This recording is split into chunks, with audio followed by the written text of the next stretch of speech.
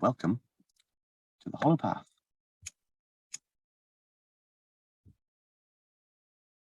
And our guest today is Harriet Sams, who I know through the circles of Druidry. That's how we originally came into contact with each other, and turns out that we sort of almost crossed paths living in France in the last couple of years during the years of lockdowns, but that Harriet has moved back to Britain. Harriet, you're very welcome. Well, thank you so much for having me. Well, it's a real pleasure to have this conversation with you. Now, I'm going to go straight in with my initial question that I've been asking people, which is, what is your relationship to magic? And you're asking me where I've sat you on my altar, and I'm sort of surrounded by magical objects that I've kind of collected over time. So as you ask that, I can hear them or feel them speaking and saying, "This is what I do. This is what I do. This is why you collected me," and just remembering their story. And then there's an understanding even deeper than that, which is you don't need any of those things, you know. And you know that, Harriet, so don't listen to them. They're just clamoring for your attention. And even deeper than that is a feeling of that's magic. Just being aware of the beinghood of these sacred objects, my relationship with them, and my understanding that none of that's actually important. So maybe that's a good place to start about my relationship to magic. I am a Druid, as you say. I trained with an order called the Order of Bards, Ovates and Druids. And my approach to Druidry now is very much walking in the land and being at one with the land and working with what it is that is there present in the land. I don't bring anything, don't bring any sacred objects, no matter how important or personally significant they've been in the past. It's very much working with the land. But if I take myself back even 2 or 3 years, I think before COVID, when COVID began, and I was probably like everybody else at a phase where I wanted to have some reassurances and some understanding. I was very much interested in acquiring things, you know, so buying myself oracle card sets and learning how to sort of feel into them, or you know, trying to support local businesses who are making really beautiful, exquisite things but didn't have an income. So I was sort of in that kind of casting around for items that could be meaningful, and really bringing them in with a sense of honor. But I think as time went on, I've just shed a lot. So my magical practices is as a Druid animist is very much about entering into a silent space where I can hear the voice of the earth, and the magic that I work with is about earth wisdom, earth listening, earth connection, and heritage for us to really connect in a meaningful way with our own ancestors, human as well as the ones that go really, really back in time. And I've basically found that if I take anything with me out onto the land, that kind of gets in the way. But having said that, I am a bit of a devotee to the tarot. I've found didn't realize I was until it kind of came upon me, which was quite meaningful. So I do find that the using symbols has become a very important part of sort of magical process for me. It helps me, it's like a doorway. It helps me to enter into the sense of otherness, the sense of the other world, the web of weird, however you pronounce it. And that's sort of a snapshot of my magic. Oh yes, and the Elder Futhark as well. I've worked quite a lot with the Elder Futhark over the years as well. So they're the kind of the magical tendrils that matter to me. And I'll just quickly explain this one. This is just a couple of things. First of all, I took refuge in the Buddhist tradition, so I was given a beautiful silk scarf, which is deeply magical. It reminds me of that centering and to enter into sort of Buddhist contemplations. But this one predates that. It was made. It's a root of a walnut. Oops. And it's a staff. And if I can describe it, like what you've got is you've got a staff, the head of which has a kind of crook shape, but almost looks dragonish. It's got sort of like an almost dragon head, which is the root of, you said, a walnut? Yes. And it's polished, and it's kind of got some of the bark taken off, which gives it a variegated appearance on the head. And it's got crystals, sort of almost like long elongated crystals set into it at certain points. That is a very impressive object, isn't it? Very, yeah. And it was made not where I could pick it up, so it came in the post. And when it arrived in the post, I honestly thought that it would combust. I couldn't believe, as I watched the postman walk away, that he wasn't a completely changed person after handling this, unbeknownst. Because when I opened it up and I just felt it in my hands, I just realized what a sacred object it is. And so it's the root, and then the bark remains on the whole of the staffed part of it. And I took it up to Glastonbury Tor. I've got a couple of photographs of me up on Glastonbury Tor with it. And I used it for a long time, especially, and again, through lockdown, I used it a lot with opening Sacred Circle. So you opened Sacred Circle just before. And so I used it when walking around any circles, which I find I had a wand for a similar purpose, but wands and I just don't quite have the same feeling.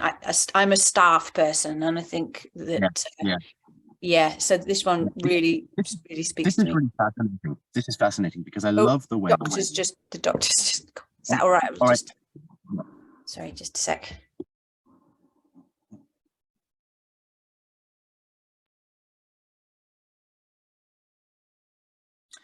Okay, thank you for that wonderful description of your relationship with magic. And what really strikes me about it is that it begins with space, the material, with objects, with embodiment. It's about your situation in the world, your relationship to your environment. When you first said, I've put you on my altar, I was like, hang on a second, what are you talking about? But you meant your screen, like you're actually sitting at the altar, which is lovely, because I had that idea before we started speaking of treating this conversation, like opening a sacred space with the bell and the candle, and it somehow was echoed already by the way you had set up your end of the conversation. And then I think I identify very strongly with your love for magical objects and magical things, and the idea that they have that spirit in a kind of an animist way. But I love the way you brought it further and said, yes, but afterwards then you realize that you don't need any of it. And that really it's just about being yourself, naked on the land, so to speak, like not bringing anything with you, not leaving anything behind, just you on the earth. I think that's really profound, and I think we're going to really dig into that idea. Just on that note, when I lit the candle, I couldn't light it and it went out. And then as we were speaking, it sort of relit itself. So that's quite fun. And your staff is just an absolutely beautiful object. I'm kind of a bit obsessed with staffs and wands. Like I collect them, and I've started like working on, sort of making them, so to speak, like treating them, preparing them, and all of that. And I love going on quests for magical objects, but I'm a very big fan of junk, like stuff that isn't like, I never really buy expensive ones. I did once. I bought a beautiful sickle from Troll Cunning Forge, which is one of my favorite creators of magical items. But apart from that, and just the other day I went to, they had a festival here in the new village, a festival for Floralia. So full of flowers, and also a sort of a brocante, which, as you know, there's no really great translation for. It's kind of a flea market, but like not really. People set up their own stands, like a car boot sale, that kind of thing. Like a bric-a-brac sale. Bric-a-brac is a great word for it, yes. And I decided that my quest was, I had lost my pocket knife and I wanted a new pocket knife. And I really wanted a little portable chalice. And so, of course, I found a beautiful pocket knife, a l'aïeul, which in very French style has a corkscrew on it. So that's, now I've got my perfect pocket tool. And the very last stall I went to, I found this little beauty. I think it's brass. And as I discovered, it has a beautiful bell-like tone. That's what I used to strike earlier. So great little portable item. But I think that, as you said, these objects in which we invest significance, but in which we also recognize the sort of personhood. It's not just about what we put into them, it's about who they speak to us as. They give us a way in. That's actually, I think, what it is. And the way in is where my relationship with animism comes in, where imagine that animist forces the web, the beinghood of everything is happening all the time, whether we're conscious of it or not, and turning our attention meaningfully to any object, be it a toothbrush or something like that penknife that really calls to you, or that beautiful chalice. Essentially, the relationship is the same, because it's inviting your presence to belong to the greater web. The function of that thing, of course, that changes, but it's your relationship to it that is what's being called. And I think that's absolutely right, that it's a way in. I'm really interested in what you said about you go with an intention, and then there they are. They just happen to be there. And I think that's actually one of the reasons why it's quite hard for people to recognize when an object has lived its life on the altar and needs to be given away. And this is where my Druidic training feels very helpful to me, because I frequently, and maybe other people have it as well, where I frequently get to a point where I look at my altar and I feel that there's the objects themselves have taught me or have shared with me whatever it is they want to, and then they're ready to move somewhere else, but I don't know how to do that. Oh, I can't get rid of them. They're too precious. They've been too meaningful. So I sit for a long time in those two states, living with something that's really just not giving me magical oomph anymore, but also not wanting to get rid of it because of, anything that seems to be verging on sentimentality.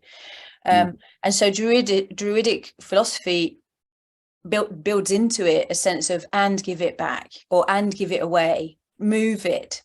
And I wrote a blog about the snake skin, which I think is the ecological embodiment of that, where whatever it is that we once needed needs to be got given back to the earth or given away. It doesn't mean that it didn't serve its purpose, but we as beings have to find that acceptance of when things have come to the end of their wanting to be with us, you know. But going back to what you said about at the Brocante, again, going to animism and the sense of magical, having a relationship with magical objects. And I was in Le Creuset, which is an area near you in France during lockdown. And I had very, very few objects, magical objects. All of our stuff was actually still in storage. So I had a little sort of pocket box of magical stuff that I brought with me. And I just had this very strong feeling that I needed a knife, which is exactly what you just said. And for all sorts of sort of reasons, for me, it felt very important to have a knife because of the sort of associations and some of the magical work that I felt like I needed to do with this at least a symbolically sharp object, in a kind of spiritual, magical, kind of meaningful way for me. And I just got this stronger and stronger feeling that there was a knife, and it needed to be a bent knife, and it was quite ornate, and I had an idea of exactly what it looked like in my head. And then one day I just got in the car and I drove to a antiquité in a little town.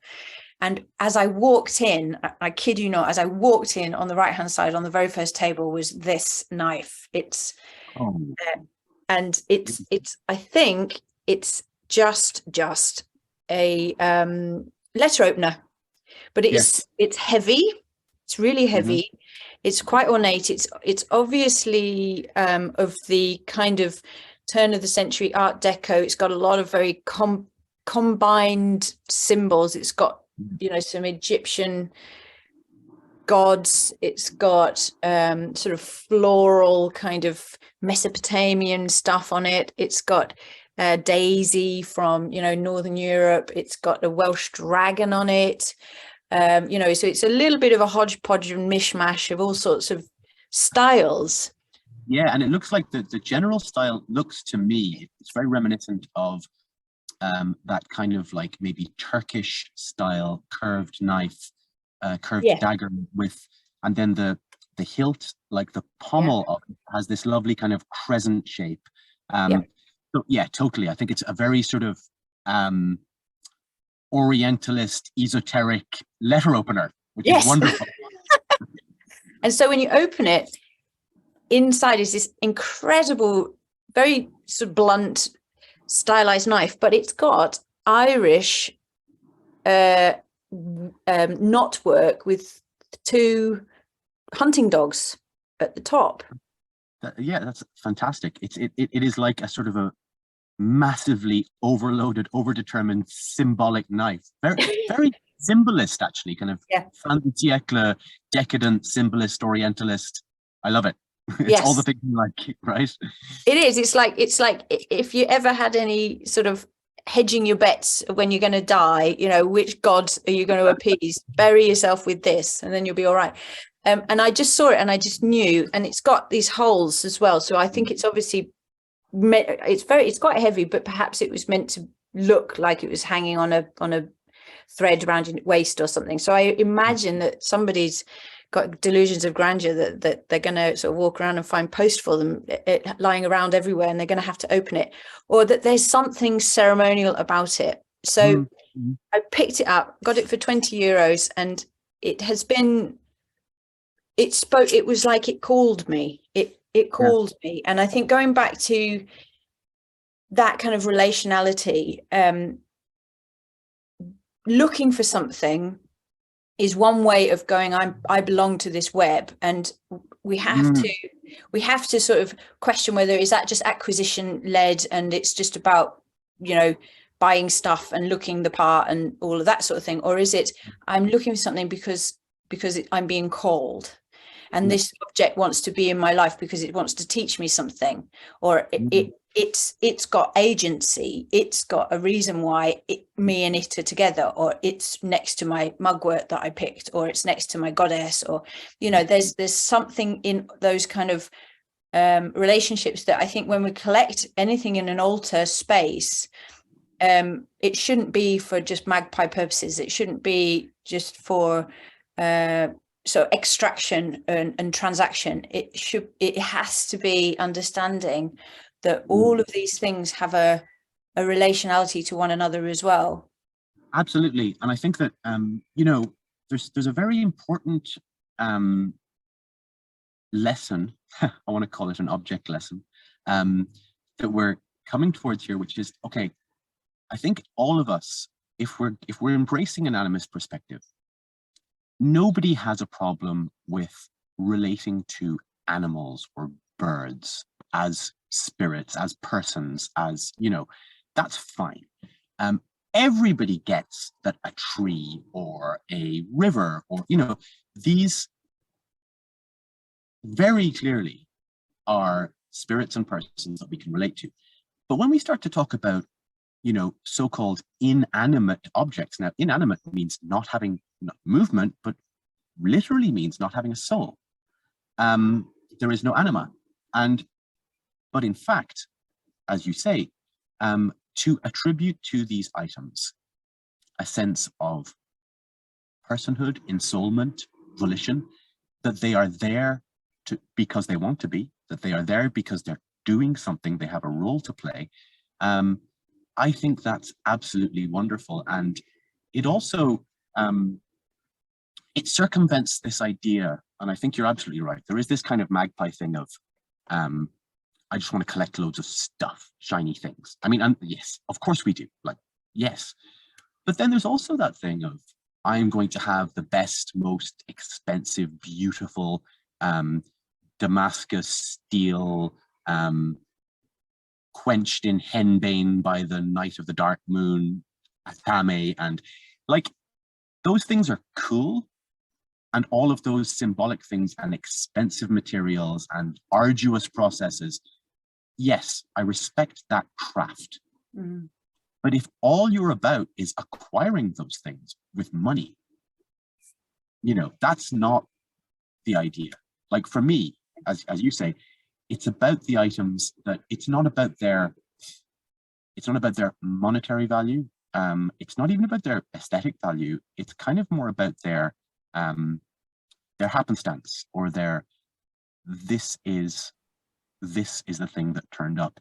And your point about knowing when to let go is really important too, because I used to be a little bit obsessive about my special items, you know. I would like get really distraught. Like I remember when I was young, several times somebody gave me as a present a nice fountain pen, because I liked to write and that was my thing. And so whenever I lost them, it was always a big deal. But you always lose them. You know, you can't carry a pen around with you and expect not to lose it. Or I had a particular umbrella that was not just any umbrella. It was like the perfect umbrella. It was the umbrella. And when I lost it, I couldn't even buy a new one. I was like, no, I can't just buy another umbrella. I had an umbrella. Now it's gone. There is no more umbrella. But I've started, like what you're talking about, to get more accepting of the fact that there is an ebb and a flow, and there is a, you know, you don't expect flowers to last forever. Things come and go in your life. People, relationships, places, and the same with these items that, you know, as with all of these things, perhaps we must, to these relationships, hold on tightly, but let go lightly. Just Beautiful. let them flow away. And my thing that keeps happening to me is that I have things that I place, that I develop a relationship with. I was going to say that I place value on, but that makes it all about me. No, that I have a relationship with. And I love having these little kind of knickknacks and bizarre trinkets and magical items. And there's some that I carry about me at all times. But quite often I will lose one. And for a while, I will be sad. But what I've learned is that the losing is itself a lesson. It's telling you something. Why did I lose that thing at that moment? And inevitably there's a meaning that I can find. And also there's a couple of them that hilariously like got lost and returned to me in completely improbable ways. There was one, I had a lovely pocket knife, which had been given to me, and I kept it with me for years, and at one point lost it at a time in my life when I was kind of losing a lot of things, both kind of literally and metaphorically. And a couple of months later, my father-in-law was down by the riverbank near their house, and he saw this little gleam in the sand on the riverbank. And this was just in autumn, just before the river would be flooding and so on. And it was my knife that was buried in the sand next to the hazel tree from which I cut a wand, etc. So, and then recently that same knife I lost again, and I think this time definitively, literally the day before I had a big blow up in the relationship with the person who originally gave it to me. Mm-hmm. And so its loss was like a harbinger of something in my life that was about to transition, not just lose, but as you say, it's time to pass it on. Mm-hmm. And you know, somebody somewhere will have found it and they'll be like, oh, that's a nice knife. Mm-hmm. Grab that, you know, and I say, good. Let it circulate. That's so insightful. And I think you're speaking, it feels, as I hear you speak, it sounds like learning to relinquish.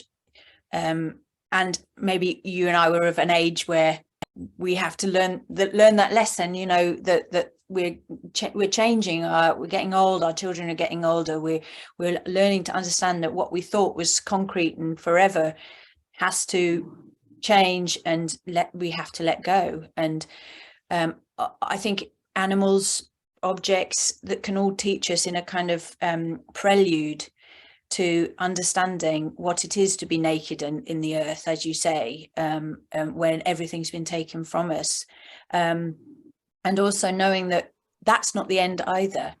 You know, when you mentioned the river, that you lost something that was obviously meaningful to you, and you were using it to create a wand, which was a meaningful magical process within which you lost it, but the river actually gave you back that wand just before the autumn floods would have taken it away forever. So does feel like that there's another being bringing you back something that matters.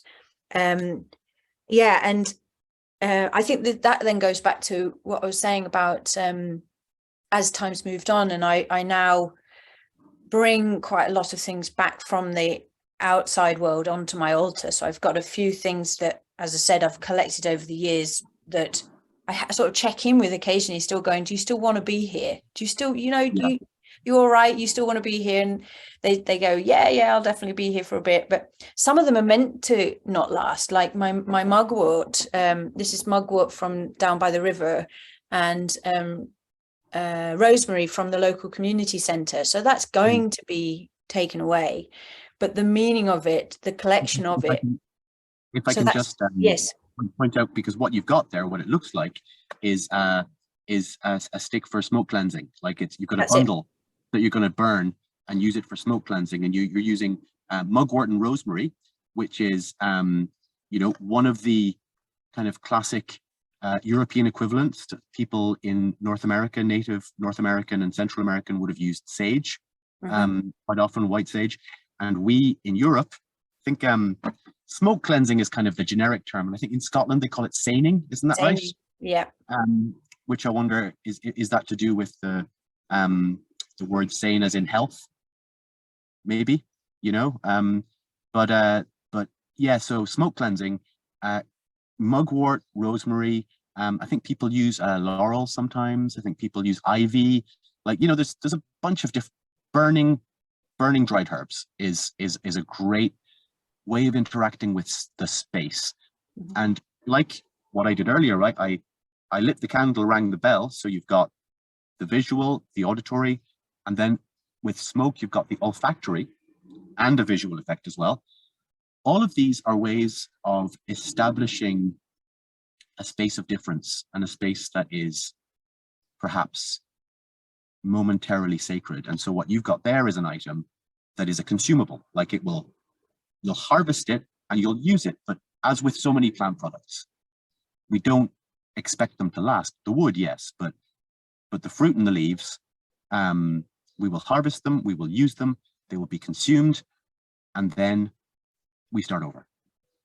Yeah, and I'm a real advocate for herbalism. This is sort of maybe moving into herbal magic, but I am an absolute advocate for learning your own native herbs from your own land, so that one, you don't appropriate the herbs from a place that doesn't belong to you, but also it brings again that natural magic, that earth magic in to your sphere, and by doing this, by picking the mugwort, midsummer, which is when you traditionally do it, and the rosemary from the local community centre, it then gets dried, and then every time I burn this, there's the magical connection between the land, but my relationship to it as I picked it, and then that is also part of it. So again, this magic becomes so embodied within the herbs. So we've got the herbs speaking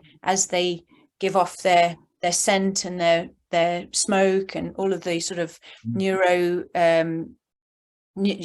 stuff that they do, but as well as that, there's something about letting go.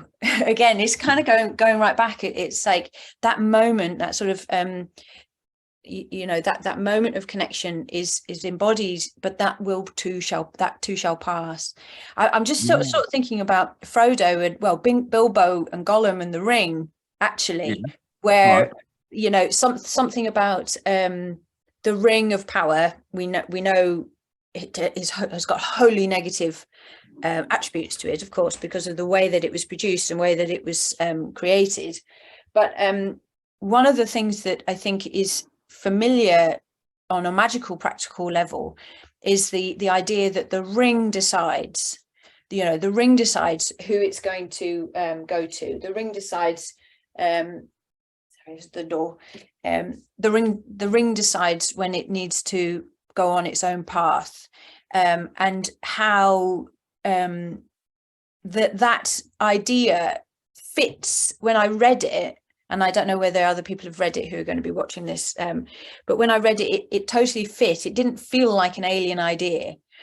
And I think that the reason for that is because somewhere in us, we understand that all objects have agency. When I read that, there was something in me that sort of, it made sense. And thinking about that, I wonder whether there is an understanding of the animacy and the agency of objects, so that it didn't feel like it was just that one ring who'd had that imbued in it. There's something sort of almost like pre-literate that kind of gets that objects have their time with you, they have their relationship with you, and then it's time for them to move. And so yeah, absolutely, that kind of checking in with all of my bits and bobs. And I have all sorts of funny little things, like little rabbit bones and bits of old pottery that I find that just say, yeah, you need to have me at your altar, and then you can bury me again, or you can take them away. And that is, for me, deeply magical. It's deeply magical because it reminds me again and again and again to not center myself in my own universe, that there's stories all around me, that these objects have stories, and that I'm just sort of playing host for a little while and letting them go. And I think, to answer your initial question, how does magic live in my life? How does it show up? I would say it is animism, animism, and connecting to that kind of, without projecting, without sort of assuming and anthropomizing, but to just connect in that sort of stillness, that sense, that place that says, who wants to be sacred today? For want of a better phrase. Brilliant. I think I just found the title of the episode. Who wants to be sacred today? But yeah, absolutely. And also, beingness of all these things around us. And also then, like, and you started kind of going in this direction as well when you're talking about the symbolism that is encoded in tarot, or the symbolism of the staff or the wand or the knife. So now those are cultural constructs, right? So we have layered upon these different types of objects cultural meanings, esoteric meanings. And I think that there's that thing where this is kind of the essence of ritual, in a way, is to embody symbolic meanings in the material, in gesture. Like the act of arranging certain objects in certain places and orientations on an altar, or it could be outside, or it could be whatever. And that could be as small as, me taking, the knife and the cup and the candle and putting them in particular elemental directions, or it could be as grand a scale as a megalithic arrangement that is aligned to the movements of the sun. All of these are ways of interacting and being with the material that ritualizes our embodiment, that ritualizes our gesture, that creates of our being here-ness a sacredness and a symbolism.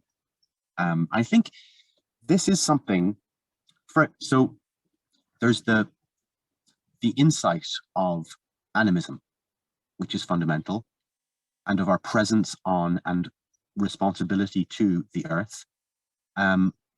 And there's the importance of ritual, both of gesture and of words, like poetry is perhaps verbal ritual.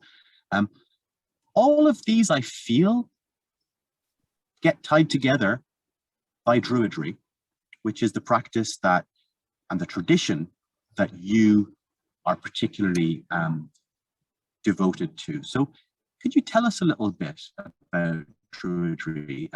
Just to, as we did meet through that, I myself, that's one of the kind of traditions I'm most interested in.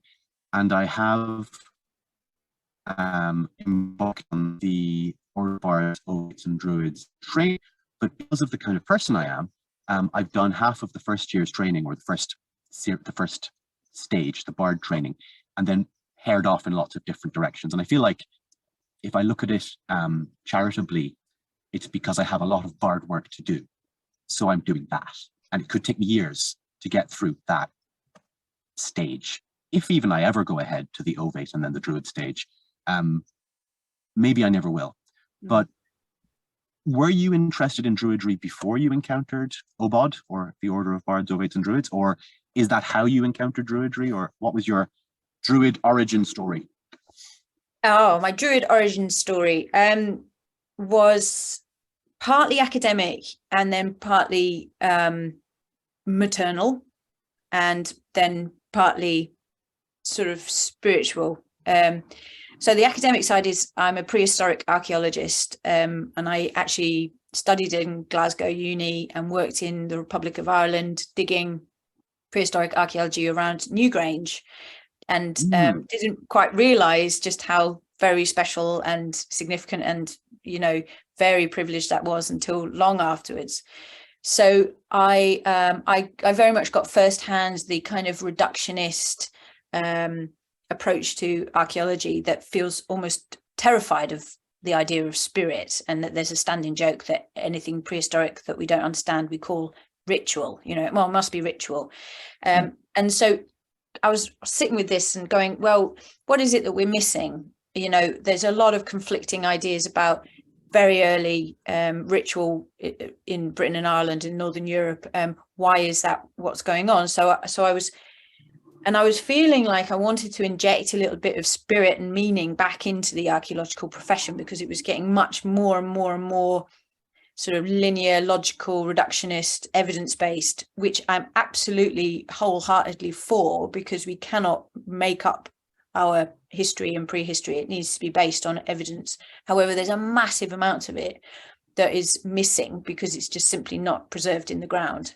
And so that was where I started being interested in that kind of intangibility, the intangible nature of relationship to earth, basically, in those very early sort of Mesolithic, Neolithic times. Then I became a mother, and I think there was a big voice that just said, you need to sort yourself out before you can really know who you are and who you're going to be as a parent, you know.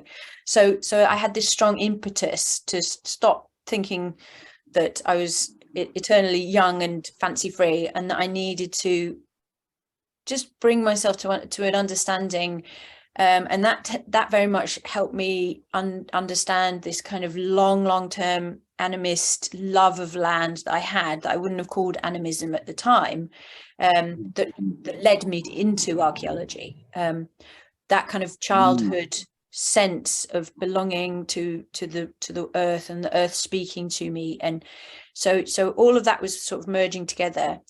And I tried lots of different routes. I joined the Quakers. I took refuge in Buddhism.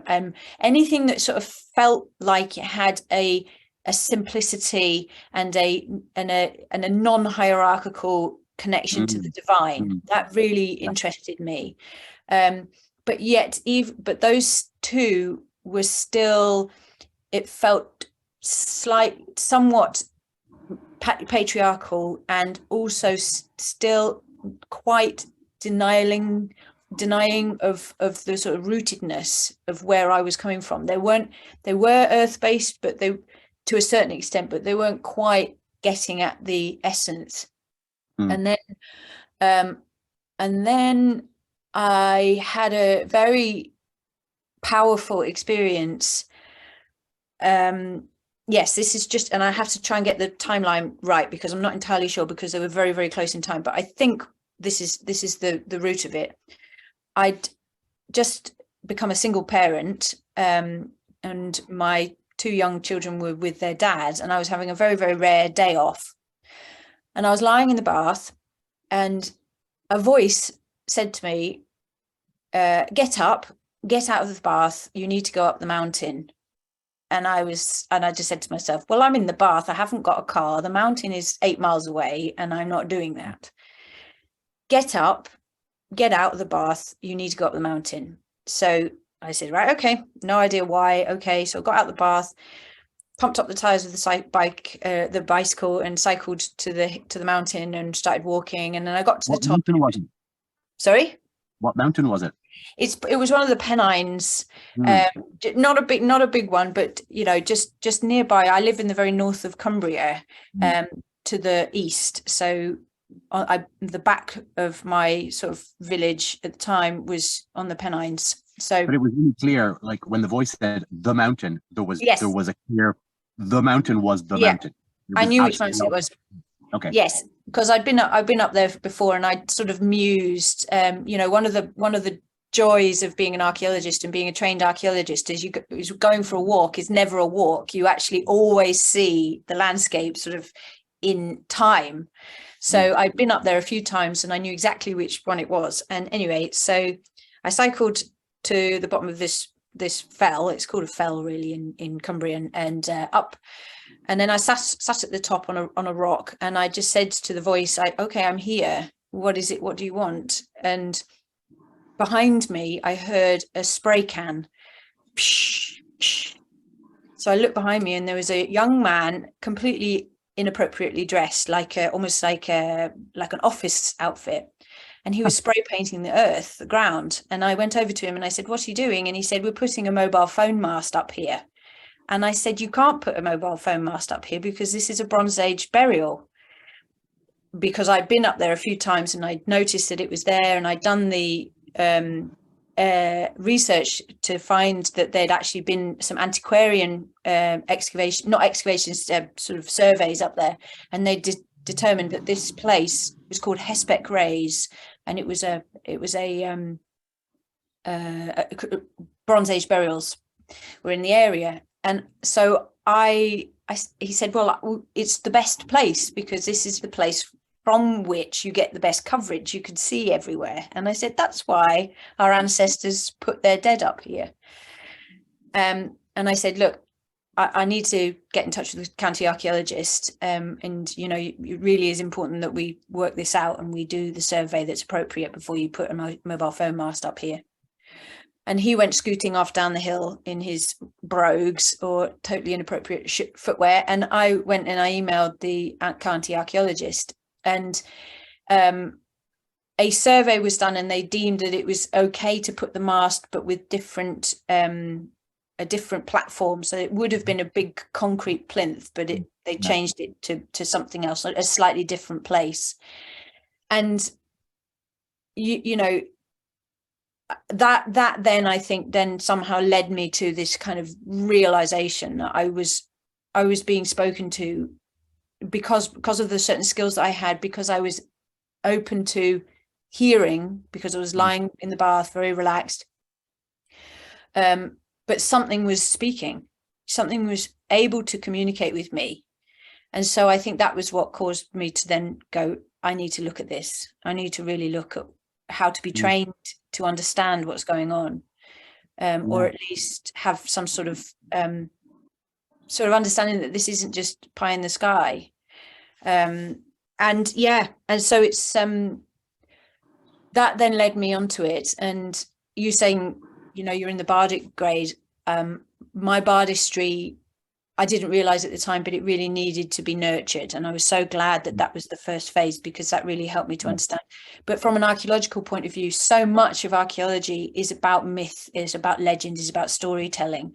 It's about interpretation and then telling a story. So all of that felt very, very bardic, actually. So yeah, it just hooked me. The moment I started, I just felt very much like this was the place for me. And then it took me 6 years to complete the entire training. And then I think you've done the whole lot. You mean you're a qualified druid? A qualified druid.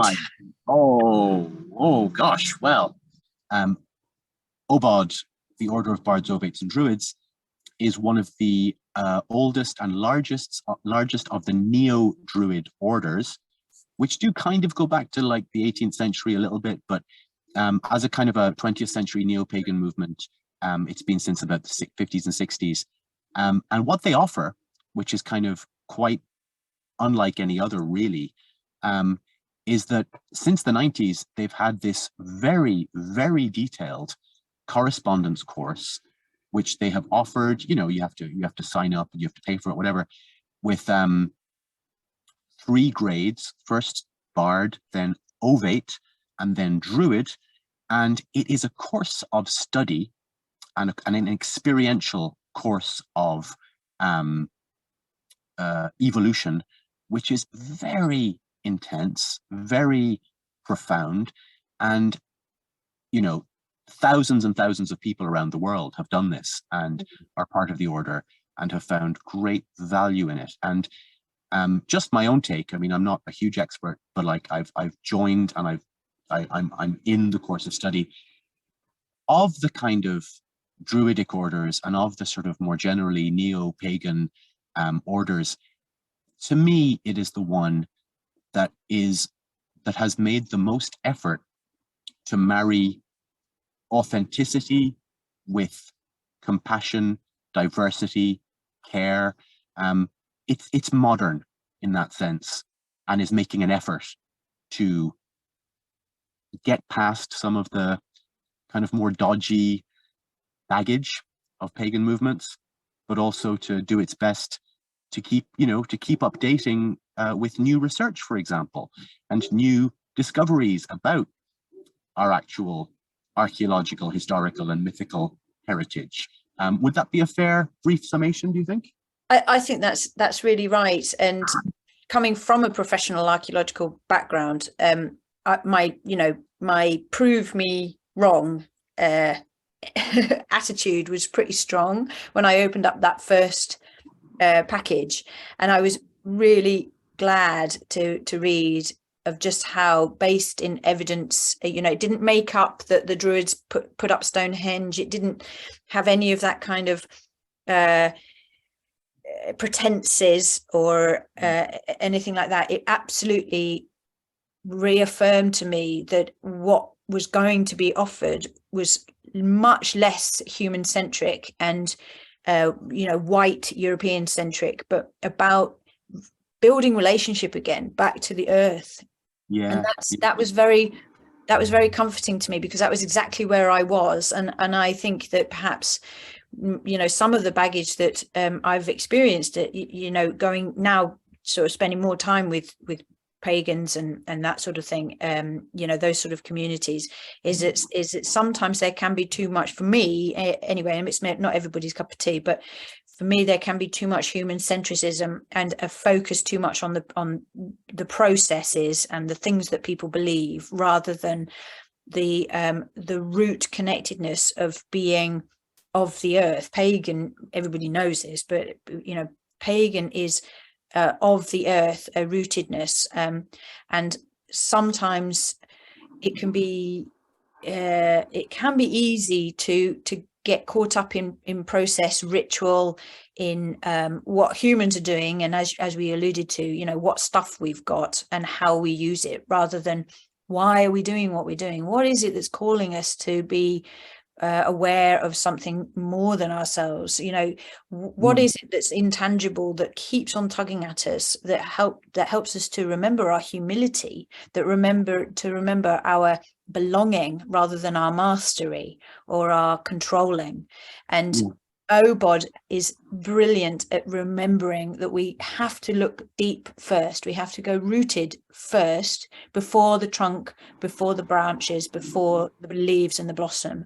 And that to me is what feels so authentic.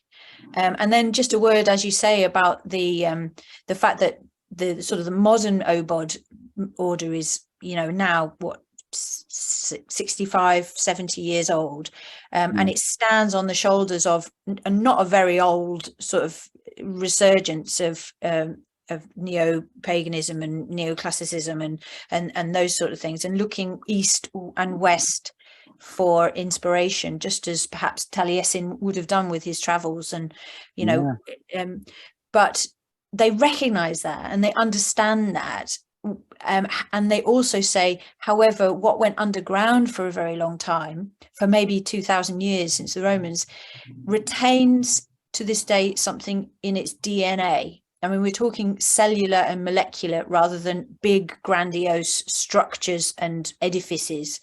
And again, if we can honor that and find that within our practice, you know, what is the essence of what I'm trying to do here, then I think that we're getting closer to an understanding of what humans, as part of humans practicing magic, humans practicing earth-based spirituality, as part of a living world, rather than as masters of, or controllers of, or set aside and more better than. Absolutely. And I think that what really strikes me about Obod, and which is contrary to, or in contrast to quite a lot of kind of neo-pagan stuff, is that they're very open about the fact that they do not claim to be sort of unbroken lineage. They don't claim to be some perfect reconstruction. They don't claim to be the sole holders of the mystery. They're very open about the fact that what they do is inspired by what we know about Druidry, which is not that much. It is inspired by that, but it is also informed by, you know, more modern ideas about magic, about poetry, about psychotherapy. I mean, I think that Philip Carr-Gomm, who kind of revitalized it in the 90s, he has a background as a psychotherapist, if I'm not mistaken. Yes, and I think that really comes through. Like, it's absolutely, like, I think it's absolutely the magical order for people who are sort of into psychotherapy and gardening and archaeology, and you know, it sort of conjures up a kind of a cuddly caricature of a real ale drinking, sandal wearing guardian reader. yes. You know, but I'm not being mean. I think that's a lovely sort of type. And I think that what they also do, which I find very interesting, is that inevitably neo-Druidry has an inheritance, has a kind of a baggage of, you know, it was pretty much founded, most of the kind of the you know, early modern and Enlightenment era Druid revivals, it was English vicars who were Anglican antiquarians, and they were upper middle class white Anglo men, and all of that appropriating, you know, the mythical and archaeological material of their Celtic neighbors. And you can't get away from that. It is appropriative, it is colonialist by its very nature. But what Obod does, which I love, is admits when it's wrong and revises and changes and updates. And I think one of the most significant things they've done, of course, is that the new chosen chief, after Philip, who was the sort of benevolent dictator for many years, the leader, the chosen chief of Obod, the new chosen chief for the last 2 years is Emer Burke, who is a woman for a start, and who is Irish for another thing, and who speaks Irish and incorporates Irish into her practice, into her rituals. And I find that incredibly refreshing, you know, that it is such a statement about, you know, let's acknowledge and let's incorporate and let's celebrate voices that this kind of supposedly Celtic, in inverted commas, practice had actually marginalized, which are those of people from actual Celtic language speaking cultures, women, etc. So I think Druidry, and in particular Obod, I find it something to really aspire to, because it has such wonderful values of earth centrism, lack of hierarchy, as you said, lack of person centering, gender equality, acceptance of all genders, ethnicities, etc. Like it really is, I think, a very lovely ethos and a very lovely philosophy, and a very wonderful and wholesome sort of role to aspire to as a magician and a pagan. I think that's beautifully put, and hopefully the people listening to this will check it out and swell the ranks. The more the merrier, you know. It really is, especially, and I just want to put a word out to the order in general over lockdown, gathering together as neo-pagans and neo-druids in and embracing online ritual, which is a thing, and it works. Wow, it really works. And book groups, and, you know, deep listening circles, and water ritual ceremonies together, and all sorts of things like that online. The inclusivity, when I think a lot of us, I include myself with this, are hedge druids. I very much work at the edge. I'm a sort of a domestic hedge druid, if one of those exists, where my focus isn't an order, it's my family and it's my life and my land. But the order gives a community and a communion that is absolutely just so important to me, so that I can feel assured and rest assured that earth connection, that voice of the goddess that I heard speaking to people like you know, that those sort of things can be supported, and that's, you know, maybe there's lots and lots of orders and faiths that do that sort of thing, but to find one resonates has been really, really meaningful to me. Oh, me too. And I mean, for me, my the way that I actually made my way there was, you know, I'd always been interested in Druidry, but like interested in all sorts of different types of magic, witchcraft, chaos magic, sort of more ceremonial magic stuff. Like, and I dabbled and looked and practiced and done loads of stuff. But I remember I had this sort of ongoing fascination with the figure of the Druid, and also being Irish and having that in my kind of cultural DNA, and having the sort of the Irish mythology in my sort of soul bones, you know, had been there since I was a kid. And so I'd always had a fascination with that.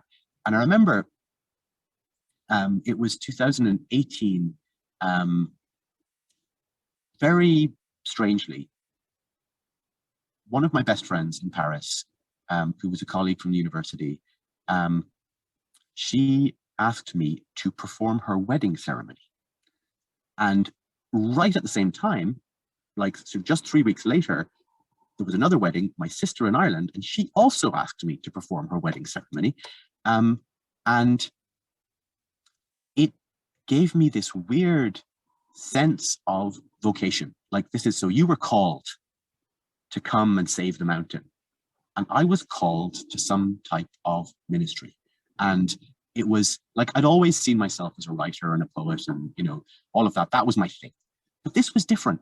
And it was around the same time that I was also teaching in a secondary school, which is also a very sort of pastoral care, mentoring type role. And so I joked with my friend Estelle in Paris and my sister in Ireland. I joked with them that I would turn up dressed as a druid. Threatened them, in fact, because they were like, oh my God, don't do that. But in both cases, they wanted a wedding that was non-religious, but that had an element of poetry or soulfulness to it, which I was able to provide. And I found myself in both wedding ceremonies. I used the you know John O'Donoghue. He's the Irish. Yeah, exactly. So I used that opening Banacht, that opening blessing from Anam Cara in both of the ceremonies, because it's so appropriate, and it comes from that very deep sort of Celtic spirituality that John O'Donoghue, who had been a priest but left the priesthood and was a poet, and a poet of place and a poet of the earth and a poet of nature, and who died tragically quite young, but that he promulgates. And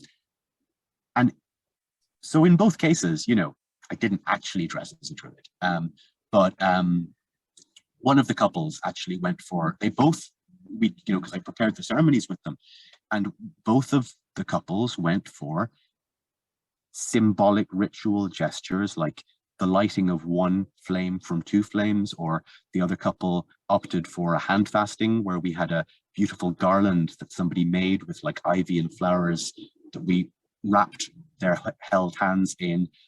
And so all of that was kind of like, oh, you know, how cool. I wonder, that might be something that I'm interested in pursuing. And a couple of months later, I had taken one of my school classes, and I had lovely kind of small classes, and I'd taken them to my favorite secondhand bookshop in Paris to show them the art of browsing a bookshop.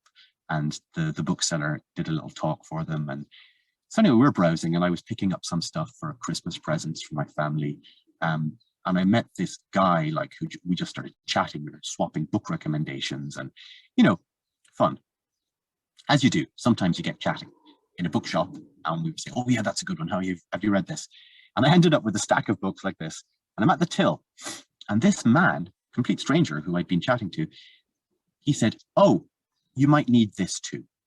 And he handed me a book, which was John Michael Greer's The Druid's Handbook. Mm. Now, I have no idea why. And I just said, oh, okay.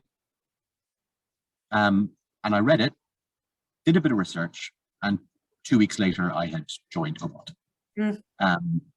Because that was it. And weirdly, I met that man again, because he was someone the bookseller knew. He was a freelance editor. I met him again in a different context. And I said, do you remember that time that we ran into each other in Berkeley Books, and you gave me that book about Druidry? And he said, yeah, I remember. And I said, why did you give me the book about Druidry? And he said, I have no idea. Wow. I don't know. It just seemed like the right thing to do. You know, and he has no connection to anything like that. At the time, I had a big beard, so maybe he thought, like, well, this fella, obviously a druid, you know. But how did you find? We didn't quite get to the end of your story, because how did you find the actual druidry sort of tradition? Was it something you knew of before? Well, yeah, from an archaeological point of view, I'd actually been teaching prehistoric archaeology of Cumbria in the local adult ed centre. So I had been doing the Iron Age as a teaching mode. So I knew in inverted commas about Druidry, and had spouted off all the stuff about what we knew from Tacitus, and, you know, all of that sort of stuff, and the arrival of the Romans on Anglesey and all that sort of stuff. So So again, academically, it was there. But yeah, there was just those moments, those sort of like, and this, where I realized, and it actually wasn't Obod that I went to first. It was Carlisle's Waterstones.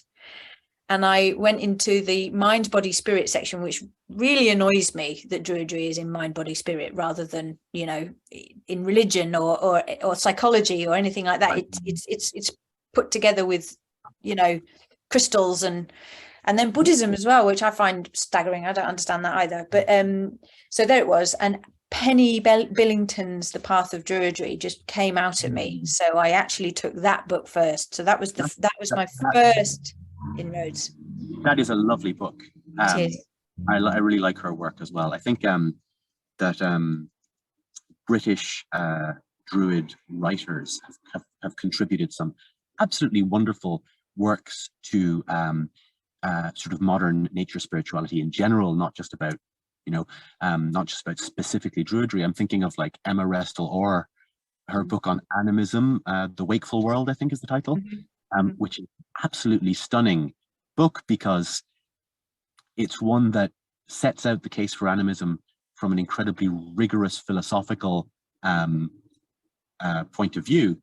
And, you know, there is nothing kind of woolly or hippy-dippy about it. It's like, no, this is the philosophical argument for it. And I just found it kind of mind-blowing and even like very challenging. You know, the concepts are hard to grapple with. Whereas what's funny is that, like, as you say, it's like the objects, right? But you don't need any of that. You can also just go and sit under a tree. Like that's sort of equally effective. Yeah, and there's so many jokes about, you know, if there's 100 druids in a room, there's 200 opinions, and I think that's those sort of things are really true, and that kind of inclusivity, you know, it's not universal that we are brilliant at being inclusive, I recognize that, but generally speaking, we recognize that the paths to what would be called meaning, what would be called spirituality, are valid, because if they produce a sense of belonging for that individual and a sense of connectedness, and I think, just to sort of second what you said about the OBOB course, which is very, very well put together in terms of psychology and as a personal development path. Yeah, I think it's reliable, it's safe, it's and it's absolutely worthwhile. The safety comes because I think that there's that core message, which is this may be challenging, this may be, you know, asking you to look in the imaginal, it may be asking you to bring up memories that may be difficult, but if you root yourself back in the earth and say, this too is part of the earth and the earth is holding me at all times, then I think that there's a sense of deep compassion. But yeah, I think it is a welcome change that Ema is the chosen chief. I think that there will be probably, I'm just guessing, but I would imagine that there will be more revision coming, more understanding of what in the text maybe is so subtle that hasn't been picked up and really glaringly looked at, but there will be some more things, because I know as a woman, when I went through it, I noticed a couple of things that were like, okay, that don't realize just how white and male that is, but it is, you know, that there's even I would notice those things, and I did, but this is what I love about it, is that it's open to revision, and and they're trying to be better.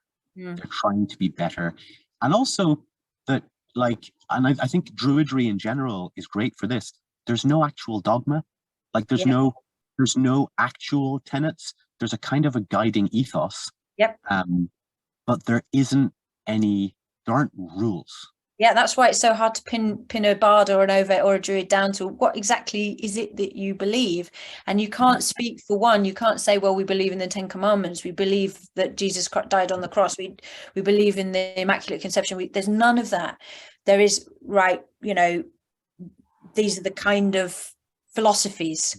It's a philosophical sort of meaningful order. I don't know how else to say. And I was going to say it's not exactly a philosophical Like it's not a philosophy or Yeah. a philosophical position as much as a philosophical disposition. Like Yeah. it's an orientation towards the world. And then afterwards, what you do with it is up to you.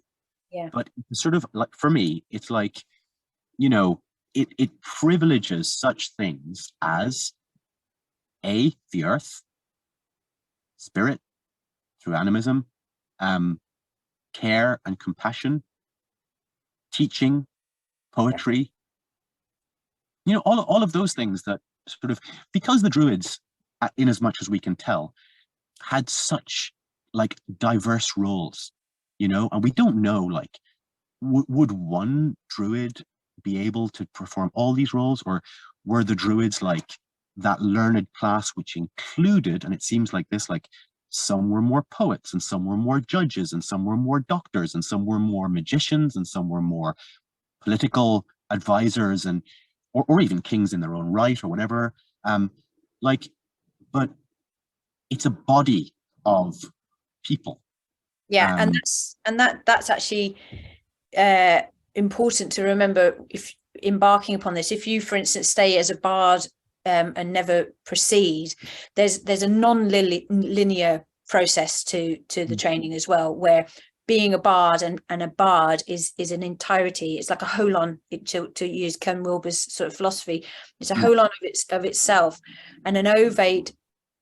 So the bard's storytelling and speaking truth to power and being creative and actually stepping into the arwen, which is that kind of creative space, so that what needs to be brought from the earth, what from spirit, comes through you and then is produced either as music, as poetry, as art, as fashion, whatever it is. That's massively important. If you then move into ovate, for me, I think I straddle ovate druid, because ovate is much more, from a feminist point of view, is herbalism, is making soup for people and a cup of tea when they're feeling down. It's just wrapping people up in a healing and divination, where we're offering more than human support, guidance, those sort of things. So that's the ovate, the kind of healer, seer, kind of herbalist, and that kind of energy. And then the druid is that of service, like, as you mentioned, the people who create ceremony, who are philosophers and guides to politicians, perhaps. And I see myself very much at that kind of, because I've got a teaching background and I teach adult ed, that I would say is like service in a druid way. But yet equally, you know, as you know, this example shows, I know some herb lore, and I want to heal my children when they've got headaches, or when they've got a sore tummy, or, you know, so there's the ovate healer aspect to my work. And I think that wherever we are, or I mean, and maybe this is a gross generalization, but there comes a time where if we're doing what we really love, I think we just become healers. You know, so I was mentoring someone who said, "Oh, I'm just an accountant," and I said, "I've got an accountant, and he is a healer. You know, he heals me because I don't have a clue how to deal with my money. But when I know that he's got the information that he needs, he heals a huge part of me." You know, and so he was like, "Oh, I've never thought of myself as a money healer before." And so I think what we have to do is almost like revision what all of us do, whether we're esoterically oriented, creative oriented, or very nuts and bolts, you know, we're a builder or a plumber or an accountant or whatever. If there will be something within the training of earth-based spirituality, and I can only speak for Obod, but there will be something that is answerable to what it is to be human. And that gives me a lot of confidence. And this is why I think everybody should do the course, because the more that we come to realize that what we're doing is in service to the great goddess, the great spirit, earth, the more I think we'll do it with a meaning that is not exploitative, it's not extractive, it's giving back, and it helps us to belong once again to the systems that really need us to remember where we come from. I mean, I love what you said there. I love that. And I think, you know, the word that comes to mind for me, like, yeah, for the Druid role, service, like, is ministry. You know, you minister to people, because it has that lovely kind of almost double meaning, like where you are taking care of them, and yet you are also sort of like guiding, you know.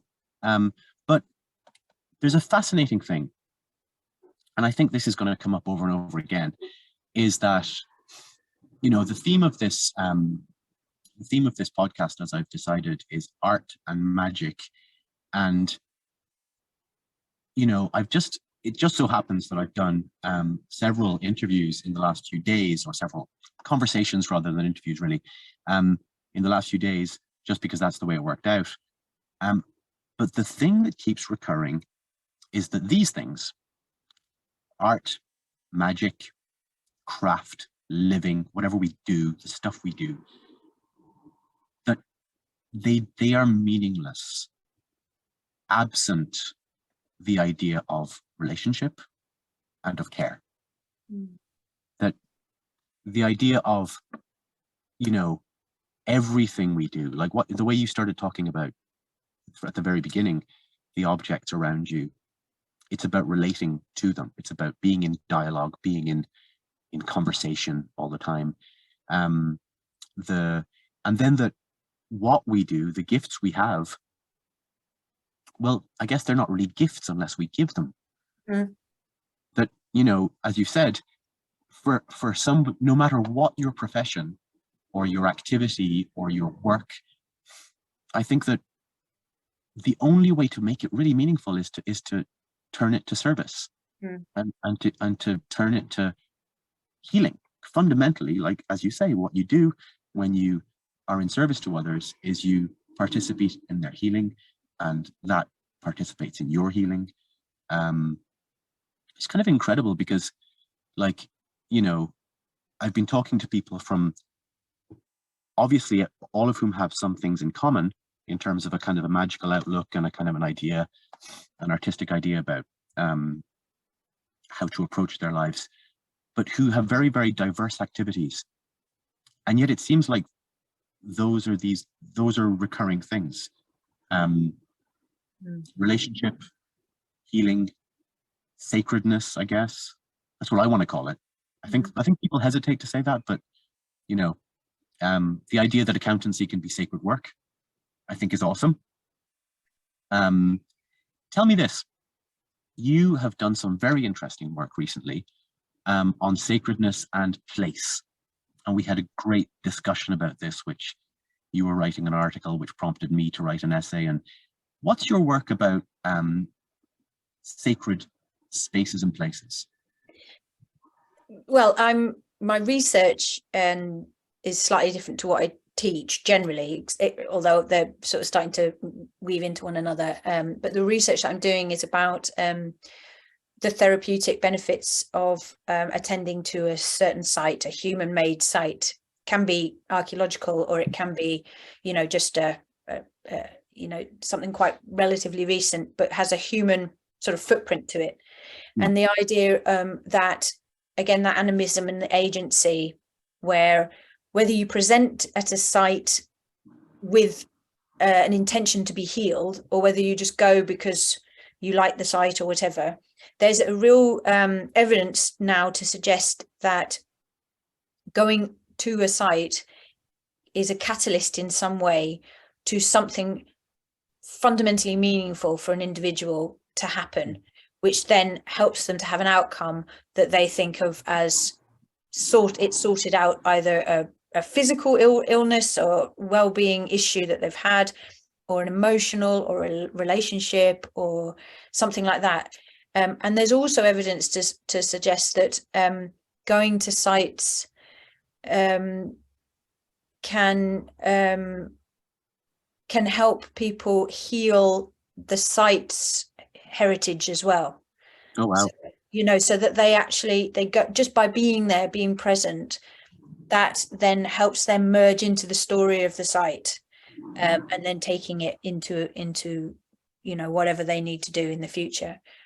And so it's been fascinating, and it moves from the whole idea of what can I get out of the earth, you know, nature bathing, big things at the moment, you know, let's go and get something out of nature bathing, you know, forest bathing, or let's go and feel better because we've sat by a pond for an hour.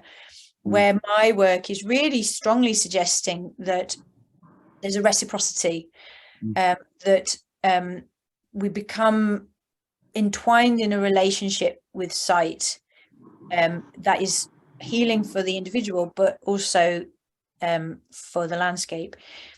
And essentially it really comes back to what I've been saying, that we're not set apart, we're not masters of anything, we are inherent parts of this complex web of belonging. So that's what my sort of research is looking at.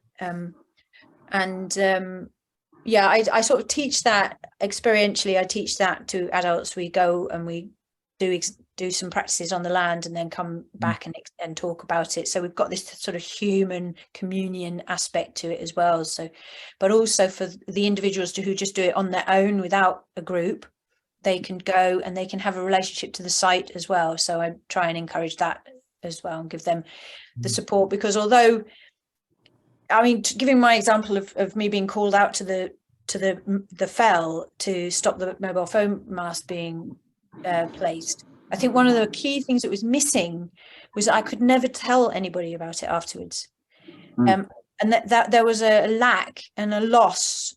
That obviously that fella who I met up on the fell and the archaeologist, but I didn't tell them that I'd been told to go there. You know, they it just happened to be that a prehistoric archaeologist happened to be on the mountain at the right time. I never told anyone until I actually told somebody else on a podcast, actually. So it might be possible to hunt that one out. So I've actually come to realize that being able to express to other humans is actually really important. Yeah. So that we can actually one, recognize that this isn't outlandish, this isn't something that should be laughed at or should be dismissed. This is real and this is true, and that we should honor that. But also the repercussions of when we build magical experiences, mystical, inexplicable, intangible experiences into one another without outdoing one another and going, oh well, I had this experience and I had that, you know, but actually just going, I hear you, wow, and by hearing you I hear the land, and you've just brought something in that I'd never even thought of could have been part of this wonderful complex belonging of this land. Something shifts in our collective relationship to earth, to spirit, to intangible essence. And I think that's what I've learned over the last few years, to encourage that with people. I think that's absolutely brilliant. And I think that there's sort of things that I want to say are crowding towards the tip of my tongue, trying to get out first. But just all those ideas of like those sacred places and pilgrimages, I guess, and things like pattern walking, which people used to do, like they'd go to sacred sites and they'd do walking meditation by walking a particular pattern, whether they be labyrinths or whether they be loops or whether they be spirals or whether they be squares. People visiting holy wells, people visiting certain holy trees, all of these things.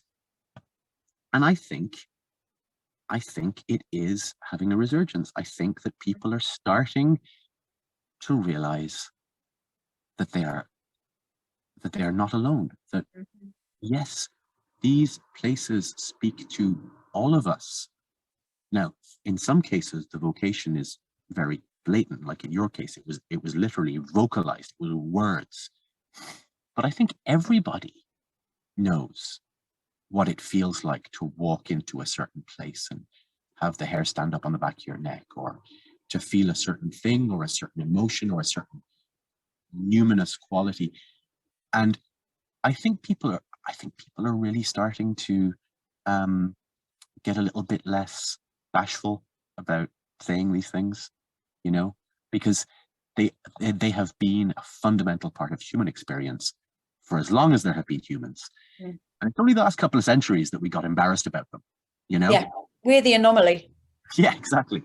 So, and what's lovely, I think, as well, is that when I'm finding a real pleasure in speaking about these kind of things to people who have also studied them scientifically and academically, because what you get there is you get people who can articulate their ideas very clearly, as you do, and also who know the science and know the facts and know the evidence, and aren't going to just spin you some kind of woo-woo woolly sort of line of things, but are going to be like, look, here's what we know, and here's what we also know, and there's different ways of knowing, and you know, that's just the way it is. Mm. I love it. And I think that we might draw it to a close on that note. Do you have a blog, you have a website, and do you offer services of like this sort of, you know, groups going to visit sacred sites? Is that something that people can actually apply to do with you? Absolutely. I did have a blog. It's still there, but I don't really blog anymore. It's interesting that I've because I've become much more verbal and vocal. I don't write so much, and do my PhD. It's all my writing energy is going into academia. So Oh yeah, definitely. my blog is pretty, well, it's a couple of years out of date. But if you go to my website, which is www.nwyfre,